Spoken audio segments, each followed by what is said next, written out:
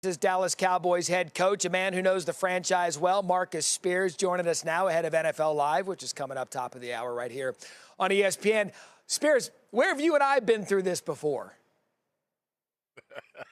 We've been through it too many times, feels like, man. And too many times it's been unknowns right after it happens. So what is your reaction to this latest move by Jerry Jones and Mike McCarthy to part ways? Yeah, not shocking. It was expected, obviously. And you see, I mean, we heard the murmur. Actually, we've heard about Mike McCarthy's job for the past 3 years. Even in seasons where he was winning 12 games, we were having a conversation about if he was the right guy. It comes to a point, and I say this all the time, man, I feel like a broken record at this point, is, okay, cool, you want to move on from Mike McCarthy. What is going to be the organizational change? What is going to be a philosophical change that's going to put you in a different position when you hire this next head coach? Or will it be a lot of the same? And a lot of people get captivated with that when I'm talking about things like with the Cowboys, like Jerry talking to the media and being so prominent in the discussion that becomes about the Cowboys' actual football on the field. So I've said it before and I'll say it again. You're moving on to a new head coach, but is the culture and the situation going to change with the new head coach walking in? And I'm one to say, prove it to me, as opposed to getting super excited for whatever name they hire to think that something is going to be different in the building when the temperature and the tone has been set by the owner and is going to be set by the owner and continue to be unless he changes his tune and his tone and how he goes about things. Yeah, but Marcus, you know what that means, right? That means firing the GM. You know who's not going to fire the GM? The owner, who is also the GM. That's where the Cowboys are stuck. You know that, and I know that. So the organizational change is always going to be the head coach revolving door. So having said that, there's going to be so many names thrown out there for the Dallas Cowboys. But what you know about the organization and what you know about this roster that's coming back, who do you believe would be the best fit to kind of take that organizational change, which we don't think is going to happen, aside and get this team to where it needs to be? Well, man, this is why this is a great question, because we get to the football part of it, right? Philosophically, do you want an offensive mind? And when I think about things that have transpired in football, you have to wait now on Ben Johnson to try to have a interview with him because you waited so long and played the Mike McCarthy thing up until the end. Typical Cowboys. Aaron Glenn, I think, would be a really good fit in Dallas as a guy that can really take over a locker room as a former player and kind of disassociate that part of it with what goes on in the outside. Those are two names that I think about. Kellen Moore, I wouldn't be shocked if they revisit Kellen Moore now that he's had an opportunity to go other places, prove that he runs a high-level offense, and he does things. Obviously, Philly is in the playoffs trying to make a run to the Super Bowl right now. I'm super interested to see if Deion Sanders, primetime, is going to get some interest in this job as well. We know Jerry loves the flash. We know he loves to bring the attention, and no one would do that more than Prime. I wonder if Prime would leave Colorado and go take that on. And here's the caveat about Prime, Matt. As much as you and I have talked over the years about Jerry and him not relinquishing power or control, Prime may be one guy that can at least go up to the office and say, Jerry, let's try it my way, because of the respect that I think Jerry has for Deion Sanders. So it's going to be super interesting, but I think he should be a name. This job is obviously it's about X's and O's, Matt B, and we get so caught up in we want to pair the offensive coordinator with the quarterback, and we want a guy that's been in the league and super tenured. This is a people's job.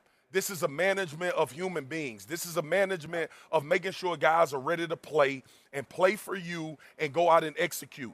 You do the delegating. You hire people that are super high level in those specific individual things that you want to get accomplished with this football team. That's why I think you need a leader of men, but I also think you need somebody with some cachet that can look Jerry in the eye and say, I'm going to do it this way, and if you fire me, I'm fine regardless. Yeah, look, you changed my perspective on Prime in one sentence, because you are 100% right. It takes someone who could go into the office and say, Jerry, listen to me. There's a handful of those guys on the planet. Deion Sanders is one of them. We'll see what happens there. Cannot wait to watch you guys. Coming up, top of the hour, ESPN NFL Live from Monday Night Football, the playoff edition. Spears, let's do this again. This was fun. Talk to you soon.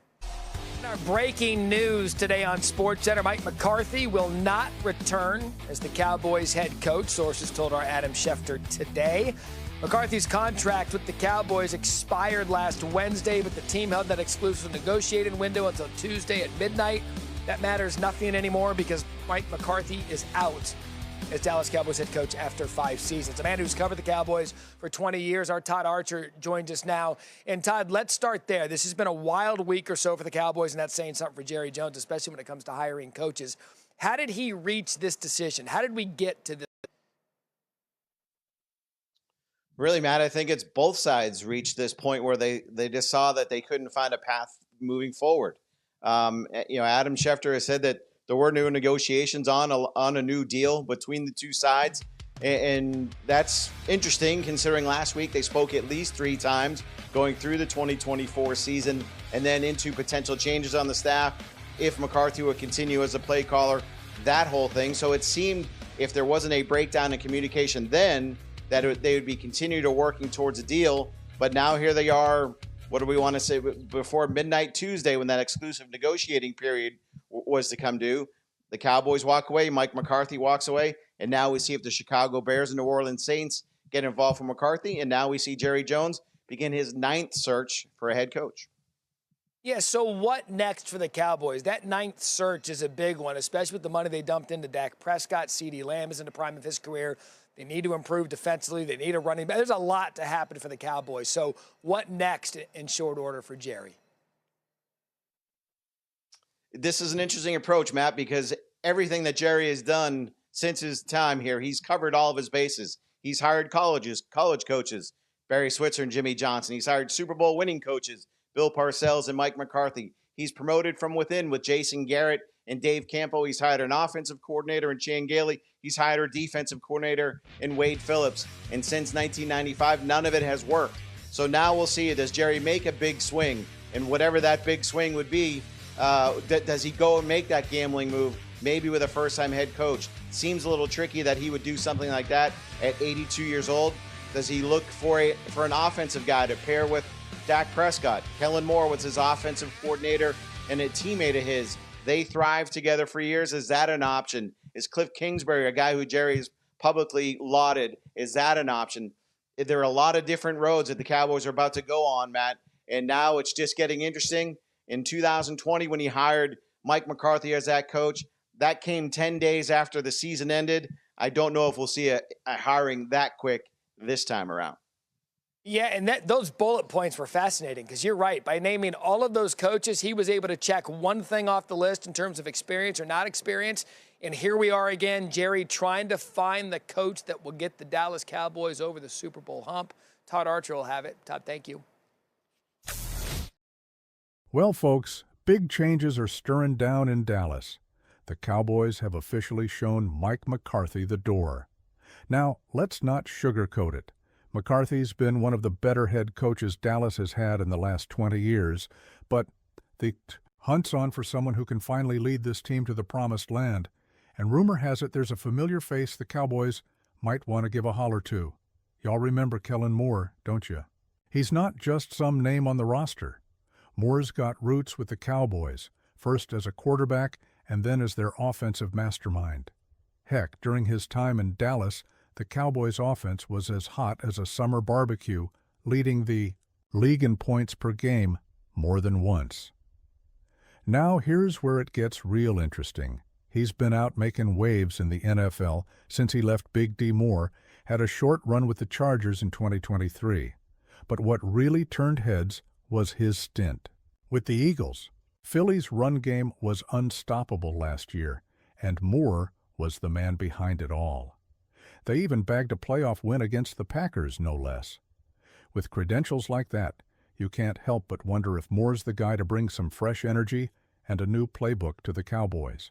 He's already got history with Dak Prescott, so the transition could be smoother than sweet tea on a hot day. But here's the kicker, Cowboys fans. The timing couldn't be worse. By cutting ties with McCarthy now, Dallas missed their chance to chat with Moore last week. Now they're stuck playing the waiting game to see if they can even get him on the line. That's a head-scratcher, ain't it? What makes this even juicier is how Moore's deep ties to the Cowboys and his recent NFL success create a story that just begs for a happy ending. Could he really be the spark Dallas